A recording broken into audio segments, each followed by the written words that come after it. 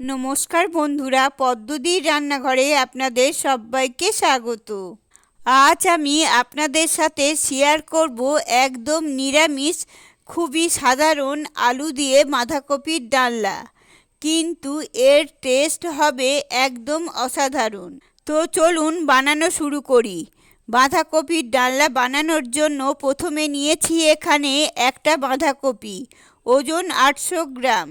এই বাঁধাকপিটাকে আমি সরু সরু করে কেটে ভালোভাবে ধুয়ে নিয়ে একটা ছিদ্রযুক্ত পাত্রের মধ্যে রেখে দিয়েছি, যাতে জলটা ঝরে যায়। আর নিয়েছি বড় বড় সাইজ করে কেটে নিয়েছি 300 গ্রাম আলু। আলুগুলোকে আমি ধুয়ে জল ঝরিয়ে নিয়েছি। আর এখানে নিয়েছি ছোট বাটির 1 বাটি মটরশুঁটি, শুঁটি থেকে আমি ছাড়িয়ে নিয়েছি। আর নিয়েছি মাঝারি সাইজের একটা টমেটো, টমেটোকে এইভাবে ছোট ছোট করে কেটে নিয়েছি। এবার আমি একটা মশলার পেস্ট বানিয়ে নেব, তার জন্য এখানে একটা বাটি নিয়েছি। এবার আমি বাটির মধ্যে দিয়ে দিচ্ছি 1 চামচ আদা বাটা, জিরের গুঁড়ো দিয়ে দিচ্ছি ছোট চামচের 1.5 চামচ, হলুদ গুঁড়ো দিয়ে দিচ্ছি ছোট চামচের 1 চামচ। এবার দিয়ে দিচ্ছি লঙ্কার গুঁড়ো ছোট চামচের 1.5 চামচ। ঝালটা আপনারা নিজেদের টেস্ট অনুযায়ী দিয়ে নেবেন। এবার আমি এর মধ্যে দিয়ে দিচ্ছি খানিকটা জল। একটা চামচের সাহায্যে মশলাটা ভালোভাবে মিশিয়ে নেব। মশলাটা ভালোভাবে মেশানো হয়ে গেছে। এবার এটাকে এক সাইডে রেখে দেব। এবার আমি গ্যাস জ্বালিয়ে একটা কড়াই বসিয়ে দিয়েছি। কড়াইয়ের মধ্যে দিয়ে দিচ্ছি পরিমাণ মতো সর্ষের তেল। তেল গরম হয়ে গেছে, তেলের মধ্যে দিয়ে দিচ্ছি কেটে ধুয়ে রাখা আলু। আর দিয়ে দিচ্ছি সামান্য একটু হলুদ গুঁড়ো। এবার আলুগুলোকে আমি নাড়িয়ে চাড়িয়ে লাল লাল করে ভেজে নেব।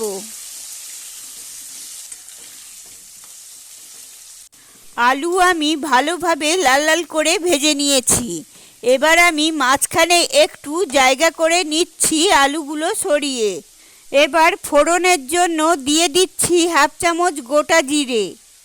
আর দিয়ে দিচ্ছি 2টো তেজপাতা। আগে যদি জিরে দিতাম তাহলে আলু ভাজতে ভাজতে জিরে পুড়ে যেত। জিরে ভালোভাবে ভাজা হয়ে গেছে। এবার আমি এর মধ্যে দিয়ে দিচ্ছি কেটে ধুয়ে রাখা বাঁধাকপি। 1 মুঠো করে দেব আর ভালোভাবে মেশাবো, মানে বাঁধাকপিগুলো ভালোভাবে ভেজে নেব।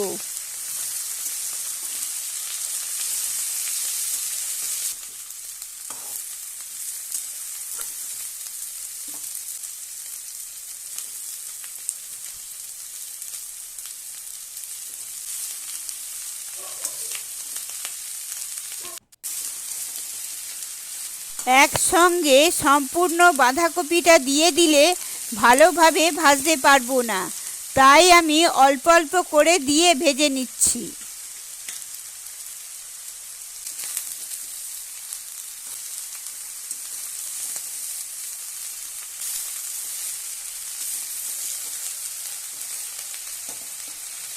বাঁধাকপি নাড়িয়ে চাড়িয়ে আমি প্রায় 5 মিনিট ধরে ভালোভাবে ভেজে নিয়েছি। এবার আমি এর মধ্যে দিয়ে দিচ্ছি ছাড়িয়ে রাখা মটরশুঁটি, সঙ্গে দিয়ে দিচ্ছি তৈরি করে রাখা মশলার পেস্ট। মশলার বাটিটা ধুয়ে দিয়ে দিচ্ছি 2 চামচের মতো জল। ভালোভাবে কিছুক্ষণ কষিয়ে নেব।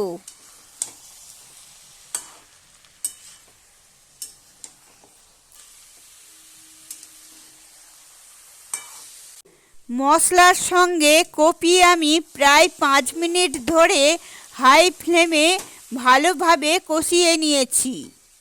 এবার আমি দিয়ে দিচ্ছি স্বাদ অনুযায়ী লবণ।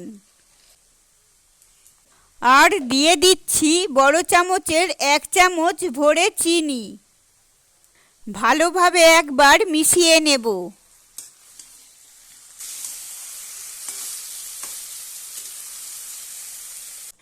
লবণ দেওয়ার ফলে কপি থেকে অনেকটাই জল বেরিয়ে গেছে।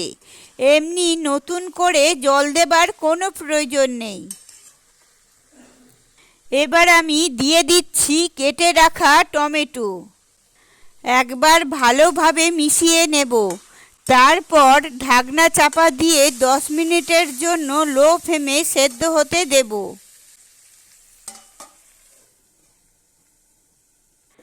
প্রায় 10 মিনিট হয়ে গেছে। ভালোভাবে একবার নাড়াচাড়া করে নেব। আলু বাঁধাকপি খুব ভালোভাবে সেদ্ধ হয়ে গেছে।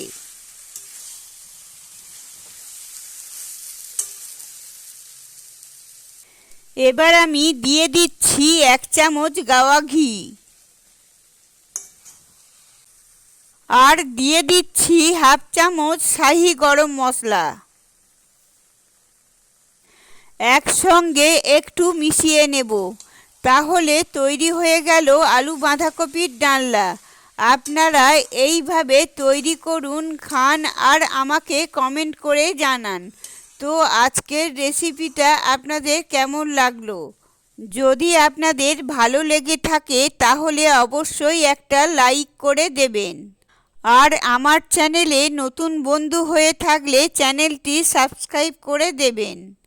পাশে থাকা বেল আইকনটি প্রেস করে দেবেন, কারণ আমি যখনই নতুন কোনো রেসিপি আপলোড করব সবার আগে আপনাদের কাছে পৌঁছে যাবে।